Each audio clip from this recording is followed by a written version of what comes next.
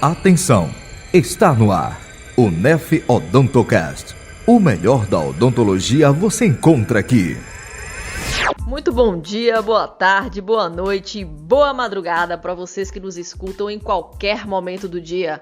Eu sou Laísa Virgínia e estamos aqui para mais um episódio do nosso UNEF Odontocast, o podcast do curso de odontologia da UNEF. No programa de hoje, pessoal, nós vamos falar um pouco sobre pulpectomia e pulpotomia, um tema bastante interessante da endodontia. E para discorrermos sobre este tema, nós contamos então com a presença ilustríssima da professora Cássia Sestari Toia. Seja muito bem-vinda, professora. Ela que é dentista, mestre e doutora pelo Instituto de Ciências e Tecnologia da Universidade Estadual Paulista, Unesp, de São José dos Campos, é especialista em endodontia pela Unicamp Piracicaba, tendo realizado durante o mestrado e também durante o doutorado pesquisas nos Estados Unidos. Atualmente ela é professora universitária e atua também clinicamente. Que currículo fantástico! Seja muito bem-vinda mais uma vez, professora, e fique super à vontade. Olá pessoal, Jorge Maia aqui mais uma vez com vocês. Nossa, quanta bagagem, hein? Fico lisonjeado, professora Cássia.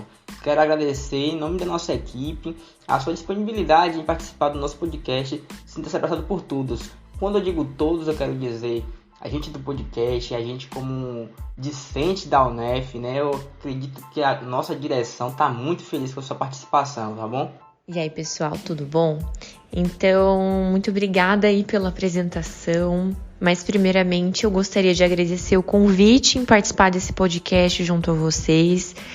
Eu também parabenizo a todos os envolvidos pela iniciativa, sejam os alunos e os professores envolvidos nesse podcast.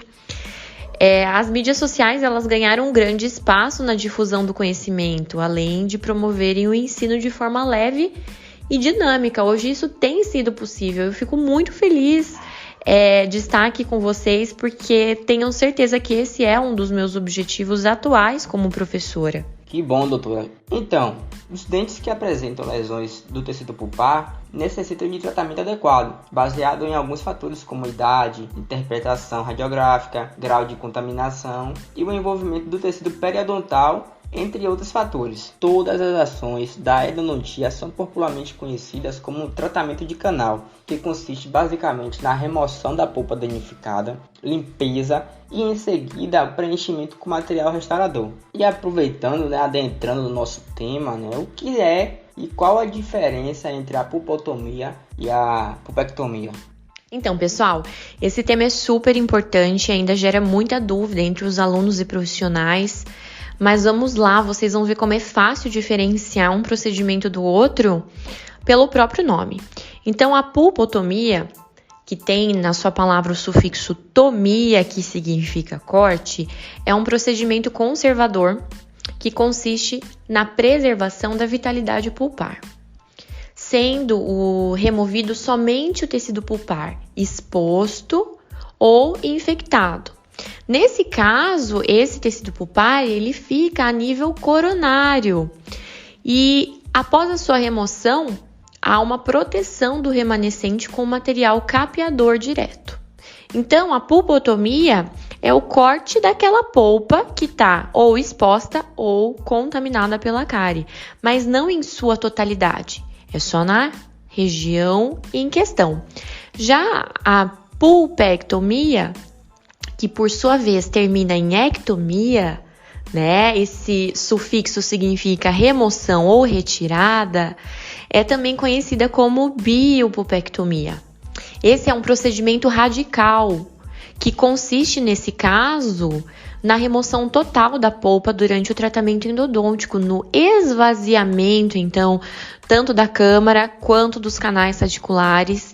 E aí, pessoal, a pulpectomia ou biopulpectomia é o próprio tratamento endodôntico para casos de polpa viva. Que explanação maravilhosa, hein, gente? Acho que depois desta explicação não há nenhuma dúvida em relação a esta diferenciação da pulpotomia e pulpectomia. Mas, professora, quando é indicado o uso destas técnicas? Então, a pulpotomia geralmente é realizada em casos onde a exposição pulpar é pequena, seja por uma cárie ou até mesmo durante a troca de restaurações.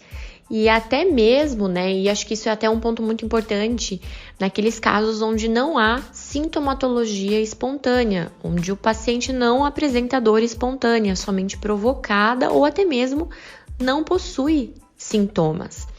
E naqueles casos onde não há nenhuma alteração periapical vista na radiografia. Espera-se que, após a remoção da porção coronária e a aplicação do material capeador, em alguns meses seja formada uma ponte de dentina que vai poder ser vista através das radiografias, em muitas das vezes. E quando você vai trocar, né, quando há a troca das restaurações, a gente também consegue ver essa ponte e aí a gente classifica como sucesso, então, da pulpotomia. Já a pulpectomia, ela vai ter indicação nos casos de pulpite irreversível, então, onde há a presença de dor espontânea e um maior comprometimento do tecido pulpar, ou ainda naqueles casos onde houve um fracasso do tratamento conservador, seja pelo capeamento indireto ou da própria pulpotomia. Então, quando a gente não tem sucesso na pulpotomia, deve ser indicada a pulpectomia. A pulpectomia também é indicada naqueles casos de fratura coronária, tá? Quando já há uma extensa exposição pulpar e também em casos onde se faz necessário o tratamento endodôntico prévio à colocação de retentores intrarradiculares e uma prótese, tá? Então, a indicação basicamente ela gira em torno do diagnóstico, do comprometimento pulpar e também da presença ou não de sintomatologia.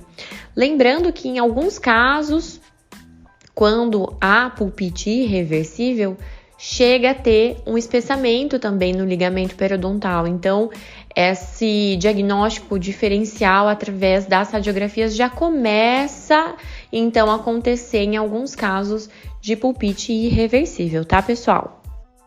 Perfeito, doutora. Você conseguiu, de forma clara, explanar sobre essa diferença da pulpotomia e pulpectomia e as indicações das técnicas, né, e seus usos. E agora eu venho com mais uma pergunta que é: quais são as principais semelhanças e diferenças técnicas entre os tratamentos?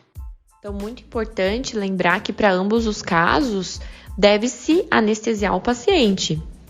E além disso, recomenda-se também realizar o procedimento sob isolamento absoluto. E aí fica uma dica: mesmo que você tenha dificuldade de fazer uma remoção de teto, né, uma cavidade de acesso sob isolamento, inicia e depois complementa tudo isso já com dente isolado para evitar uma maior contaminação.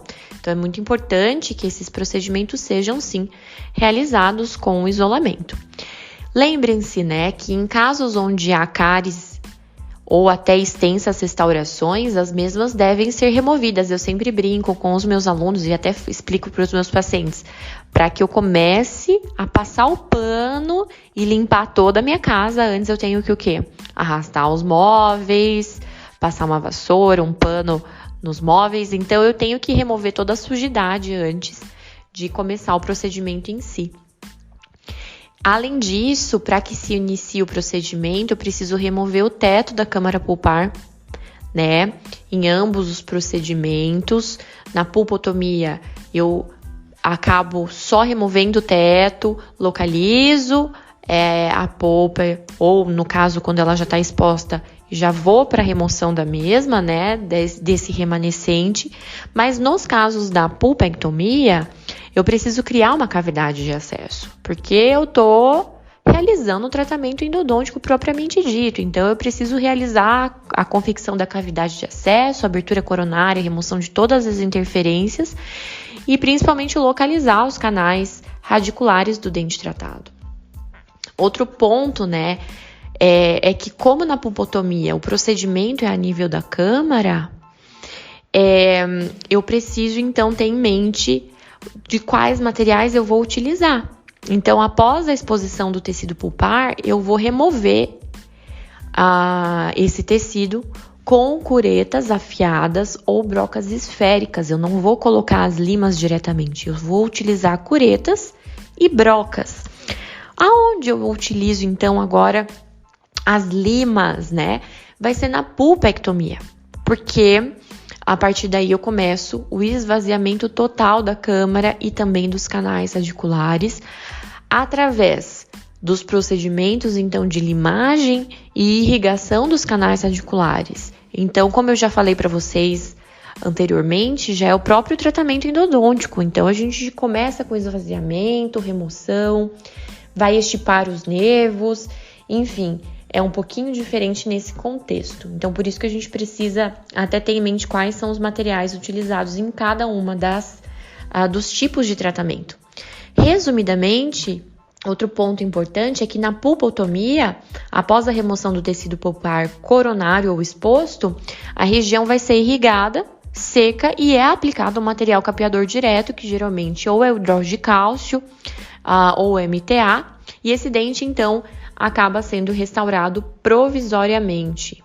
E na pulpectomia ou biopulpectomia, como eu já lhes disse, após a instrumentação e irrigação, o preparo dos canais, né? A gente acaba modelando os canais com as nossas limas e fazendo também toda a irrigação, a gente finaliza o procedimento com a obturação dos mesmos com os cones de gutta-percha e um cimento obturador.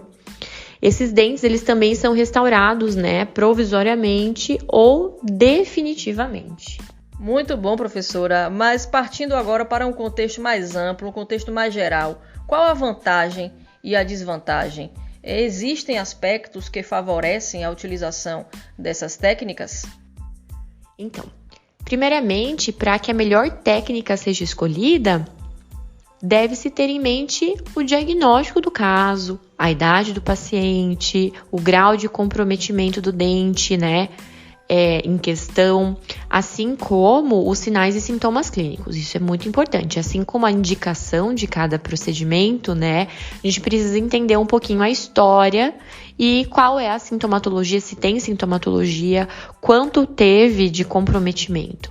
Então, vamos lá. Seguindo a premissa de que foi realizado um correto diagnóstico, ou seja, que foram coletados o histórico do caso, as informações sobre o paciente, se foram realizados os exames complementares, né, como todo o exame radiográfico, os testes clínicos, o segundo ponto muito importante que vai orientar qual será o procedimento é a presença de sinais e sintomas, e eu me refiro a como está a sintomatologia, se o paciente sente dor, como é essa dor, ela é espontânea ou ela é somente provocada, ela cessa com analgésicos ou não. Quando ela não cessa, eu já sei que eu vou ter que indicar um tratamento radical.